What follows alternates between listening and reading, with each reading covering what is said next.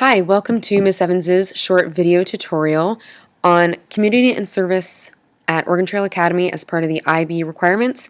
And I'm also here to help you understand how your student is going to record their hours into ManageBac. So starting off, volunteerism is a requirement as an IB student. It not only helps them build important career skills, but also helps them grow into and see themselves as a global citizen. So at Oregon Trail, we have a tiered leveling system of how many hours are required at each grade level.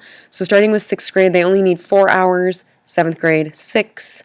8th grade is focused on their community project, which is kind of like a practice for grade 10 when you have their personal project. So they'll be working with a team and a teacher supervisor. And then grade 9 or freshmen must record 10 hours. So here's what a complete record includes in ManageBac. First off, some relevant information about the event, a description of what they did, an adult supervisor's verification of their work, and a thorough, thoughtful, and honest reflection about their growth, their personal growth after the activity, and then my approval via ManageBac. So let's go to ManageBac and see what this record process looks like. In this window, I'm signed in as a parent right now for student practice. And if you want to check in on your student and see if they have recorded their hours yet, you can go into their academics tab and drag all the way down. You'll see their courses, and then down here you'll see their service as action. It's a couple different ways to talk about community service in the IB world. Right now, practice student does not have any activities completed. But let me show you what it looks like as how they need to go about doing this, so you can help your kids. I'm going to pull up just here's practice student, and this might look a little bit different from their portal, but it's the same. It's the same thing. So click on service as action. What they'll be used to and what we've taught them is to go over here and click add SA activity, which that means is add service activity. So they type in the name. I recently volunteered at Wordstock. It was out of school. That's important because students are only allowed to serve half of their hours as in-school hours. So it'd be like setting up for a dance, cleaning up for a dance, helping with book fair, helping teachers in school, taking care of our Chromebooks. Those are all in-school things.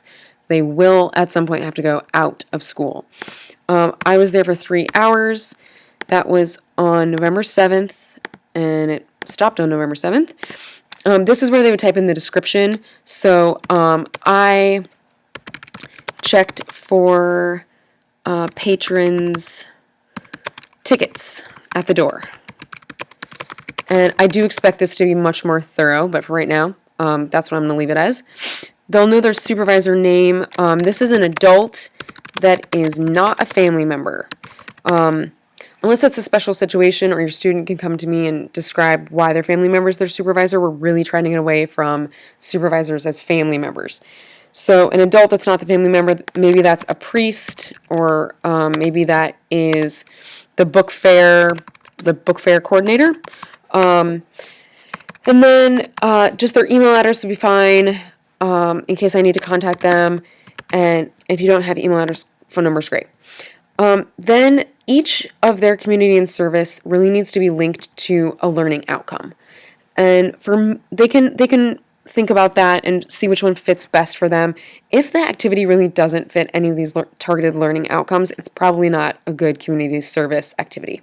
So mine was ethics because I had to check everyone at the door. I couldn't let people go in or out based on if I thought they looked cool or not. So I would say this is an ethics one, and I'm going to talk about that more in my reflection. The organization that put on Wordstock is Literary Arts in Portland. And activity aim is kind of another way of saying activity goal. It's kind of weird because there's goals up there too. But I might just put a sentence or two about what my purpose was at Wordstock. I was necessary at Wordstock to make sure people didn't enter without paying. Something that lets them know really why they were necessary. Then you'll add service activity. Oh, okay, they're being tricky here. Adult. Okay, Add service activity. Okay, so then it was successfully created, and now this little clock comes up. That's basically waiting for me to approve them. At this point, though, they can go in and reflect. So after this, they can go in and do their reflection, or they can wait for me to okay it. But getting that process started is going to be most important. And then ManageBac's going to record all these things down here, like I've already done the ethics outcome. They want to see a balance of the outcomes. So I can't do all the rest of my service activities this year in ethics. I have to be balanced and spread that out. Let's see, I'm trying to find, there's a box where they reflect. You'll need to show evidence and reflect. Maybe this is because I'm in my teacher portal at this point. But that's the main gist of getting your student, if they have any questions about how to input a service learning activity into their ManageBac. If we go back, I get notices of these. So the next question that I get sometimes from students is, well, how do I know what volunteerism I could do, or I don't really have any ideas about volunteerism. So I found this really excellent resource called handsonportland.org, and I taught kids how to use this today, so if you're kind of stuck, this is a great place to go.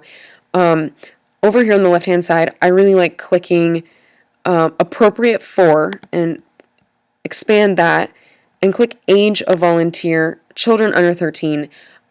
It's kind of challenging to find volunteer activities for kids, and so I want to make sure that I'm not leading kids down a path where it's like, hey, that sounds like a great activity, and then they get there and they're not allowed to be there. So once we've put that filter on, you can see that they're actually, it's wonderful. There are a lot more activities than I thought. You can scroll through any of these and sign up. This first one, even toddlers can do this one, age 4 and up.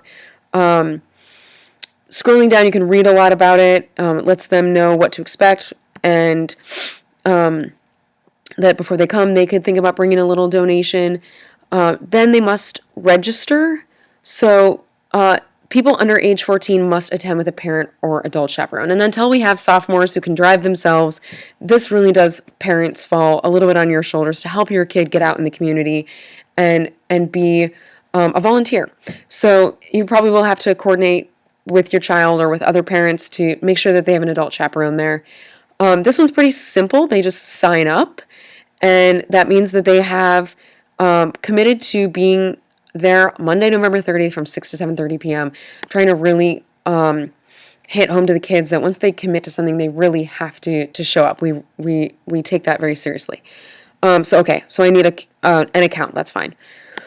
And that's it. So you can find a lot of things in the community that way. Kids are also coming up with really creative ideas on their own. Some of them want to go to Avamere and play piano for the elderly. Those are great because they're student generated and they're ideas that they have about their community. And all that would take is really just setting it up, getting the contact information, and making it happen. So I just wanted to make sure that you knew about this ahead of time before it's April, and I'm asking your child to do possibly 6 hours of community service. So please always email me. Let me know if you have any questions about that or at the ManageBac part of it. And hopefully this can be successful for everybody. Thank you so much. Bye.